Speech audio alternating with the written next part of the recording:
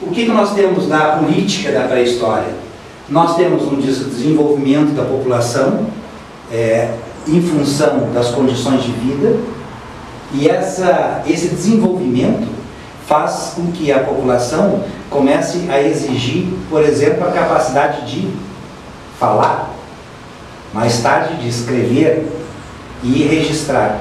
Inclusive, o ser humano ele tem uma necessidade, e daí que vem a ideia da fotografia. Você vê que o homem da pré-história gravava imagens do cotidiano nas cavernas.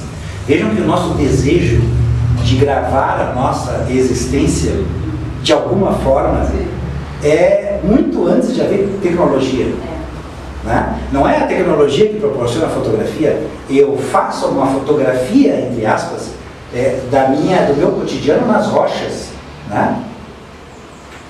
Observe o seguinte, que eles fazem política, eles têm planejamento, porque eles têm que definir quem é mais veloz, quem é mais forte, quem tem a melhor pontaria, quem tem a melhor habilidade para garantir a sua sobrevivência. Então, para tu definir isso, tu tem que ter um grau de planejamento. Sim. Isso é política. Porque eu estou estabelecendo o quê? A defesa e a sobrevivência do meu grupo. E a minha. Porque eu não posso colocar uma pessoa que não é veloz para correr de um animal para uma emboscada, onde vamos pegar um animal numa emboscada. Eu tenho que botar alguém que é veloz, para servir de isca. Tá? Então, eles tinham estratégia? Tinha. Caça exige estratégia. Observam que, para mim caçar, eu tenho que ter uma estratégia, eu tenho que ter um jeito, né, de pegar o animal, porque os animais são também conhecedores do ambiente que eles vivem. E isso fazia com que a produção de alimentos, a possibilidade de caçar mais, de pescar mais, de ter mais alimentos, começou a gerar disputa entre as clãs, entre as tribos. Nós tínhamos aquilo que Engels chama de relações promíscuas, tá? É claro, Engels escreve isso no século XIX, tá? Então é um homem cheio de preconceitos. O que ele chama de relações promíscuas? Não havia essa ideia de mãe, filho, irmã, primo. Todos os homens faziam relações com todas as mulheres. Não tem divisão. Alguns chamam isso de casamentos coletivos. Mas as relações sexuais eram com todas, porque quanto mais gente eu tiver, melhor. E eles não tinham noção moral que nós construímos ao longo dos séculos. A relação deles era, mulher, procria, sexo. É o instinto também, né? O instinto. Tá? Então, não existia essa ideia de que, não, tu é minha irmã, não posso transar contigo. Não, todo mundo transava com todo mundo. Isso nós estamos falando dos primórdios da humanidade. O que Engels, nesse livro que eu comentei com vocês, que é a origem do Estado, da família e da propriedade privada, ele traz aqui os elementos de Darwin e Morgan, que foram dois grandes estudiosos de época, para demonstrar a existência de grupos humanos assim organizados.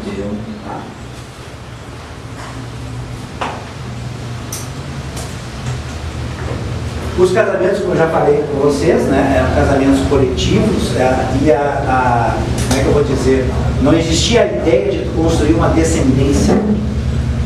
Então, tu não tem aqui a propriedade privada de alguma coisa, tu não tem esse conceito na cabeça. Tu é o meu filho, tu é a minha mulher, tu é a minha terra. Não, era tudo de todos. Literalmente. Então nós tivemos ao longo da história da humanidade vários momentos.